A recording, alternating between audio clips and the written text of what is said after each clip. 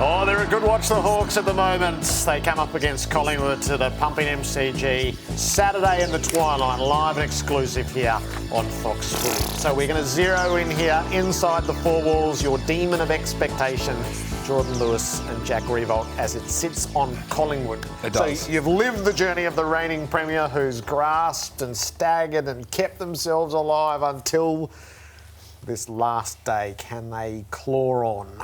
Oh, look, at the moment there's a few things going against them. I think the out of my check's been huge for them. Cox hasn't been playing as well. So they've got their backs against the wall. However, there is one thing about this football club that we've seen over a period of time is when their backs are against the wall, especially late in games, they've been able to come through. So there is a tiny light at the end of the tunnel, but they have got a lot of work to do. It's one of the downsides to being the Premier, I think, is the draw that you get. So, you know, especially in the back end, a lot has been made of who Collingwood play and how tough that might be. And it starts this weekend with Hawthorn, who are playing some terrific football. So I think it's the doubt that's really hard to deal with after you have had such a successful year, and then you're in a position where you could potentially miss final. You basically need to win 4 of the next however many games to solidify yourself. And you're only making the 8. You're not one of those top 4 sides. So it's the side's ability and the coach's ability, I think, is to make this group understand how good they can be. Now, the evidence hasn't been there of recent times, so I think that's their biggest challenge. If they're going to be any type of contender this year and get themselves back into finals, it is their ability to believe that they can do it, and that's hard when you don't see the evidence on field. We experienced this probably 2021 more so than 2018 after the 2017 Premiership. Collingwood play a system, and it's pretty similar to the system that Richmond played, obviously with the Craig McRae flavour there. What's happening at the moment is the system is great and can hide 2 or 3 players in that system, but at the moment the system is broken. So I look at someone like a Darcy Moore as an example, the captain of the football club. He relies so much on the system of Collingwood. And because the system is broken, there's chinks in the armour and you can fall away really quickly. That happened to Richmond in 2021. So the answer is there for them, and the system provides them safety, but at the moment they just cannot execute the way they want to play. Is injury an excuse? You mentioned my check. Season totality.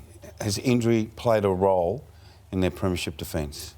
Oh, in theirs, it has. Yeah, I think so. I think that's real, and Craig McRae refuses to speak about that. But you know, the great sides of the modern era they've had injuries and had injuries to key players and still being able to challenge. So, okay, I think so. No excuse. No, I think maybe Collingwood just haven't probably got the depth of some of those generational type of teams like Richmond, like Hawthorn, like those sides. It's really hard to go back to back, and we saw with Collingwood last year that everything fell their way. Yep. You know, in terms of close wins, whatever it might be, even the grand final. But they were able to get there, and it is so tough to get there the next year if you haven't got depth. You have injuries and to players who know the system, and it just doesn't work out. Don't underestimate going from being the hunter to the hunted as well. Everyone's coming for you. And I think, like, for our example, in 2017, we were the Cinderella story, got beaten. 2019 was the year of redemption. And then after that, you become a little bit of the bad boys, and everyone despises you. Like, you think the Cinderella story of the 37-year premiership drought, and Hawthorn would have been pretty similar there, where they won a couple and all of a sudden everyone's like, everyone, God, get away. Who's your most hated team? Oh, yeah. Richmond or Hawthorn. That's very true. And there is an element of you have to accept the persona of being the bad boys a little bit. And what does that do to the opposition? You talk about being the hunted. A lot of over my 30 years, people say it's different being the hunted. What is it like? I don't know whether the mentality of the team changes that much, but it's the opposition. And that changes dramatically when all of a sudden we've got a chance to knock off last year's premiers. Whether that be at round 1 or at round 22, you're always last year's premiers. So there is just that little extra carrot that maybe puts just that little bit of extra effort in, or just that little bit of, we need this one to prove ourselves as a footy club. Or we're playing in front of 20,000 this week. We're playing in front of 65, 70 next week against Collingwood. It's a different feeling. Yeah. Different buzz. All right, you've had the imagination for Hawthorn, so let's see, and we'll pick that up if they are victorious. They can't, Jared, but they might. The Jason Horne-Francis scenario, you probably lived it to a varying degree. Who got hold of you? I nearly rang you. I rang you. He was more rascalish than me. Excuse me. I had the discipline issues, and I think it's really important that I love him. I love Jason Horne-Francis. I love the way that he plays, and I can see so much of myself and other teammates that had a little bit of that in them. And what you are relying on in this point in time is someone who you basically give the licence to tell you how it is on the field, and that can be a really combative type of conversation. So it might not be Rosie. So Rosie's there, his captain. He's the youngest captain, but he might not have that relationship with Horne-Francis. It might be someone else in the midfield that can do that to him. So that's Port's challenge and learnings, I think, from having a player like Horne-Francis who is terrific, will get targeted. Someone just needs to have that licence to pull him into line. Who is it? I'd say Travis Boak.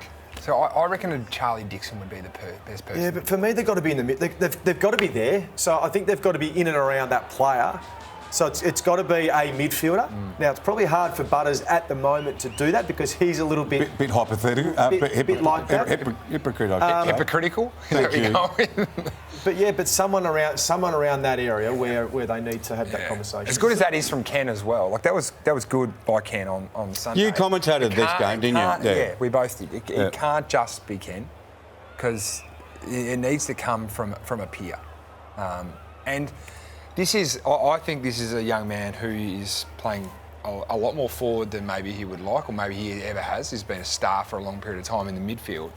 But your progression and your natural progression as an AFL player is you want to get a game, then you want to stay in the team, you want to become a good player, and then all of a sudden everything ticks and you want to be a great team player. And I reckon he's caught on the cusp at the moment about really identifying and understanding what his best looks like for the best of the team. I woke up on Monday and I thought, God, who can I talk to about Jason Horne-Francis? Who was a little hot-headed you, right? So I thought, I'll ring Lewis. Yeah. So I rang Corey from Champion Dad. I said, who's given away the most free kicks since 2000? So he started giving me the list. And he got to 5, and it was Luke Hodge. I thought, number 1, I'll ring Hodge. I said, by the way, where was Lewis? 28th, you were. That's low. It's good. It's been 3,000 players. Oh, right. Since 4,000 players since 2000, mate. So relatively no, but specifically yes. Yeah. You're the 28th worst. Jordan Hodgie Lewis was 5th. And Jack Riewoldt with us as we work through Inside the Four Walls. Buddy.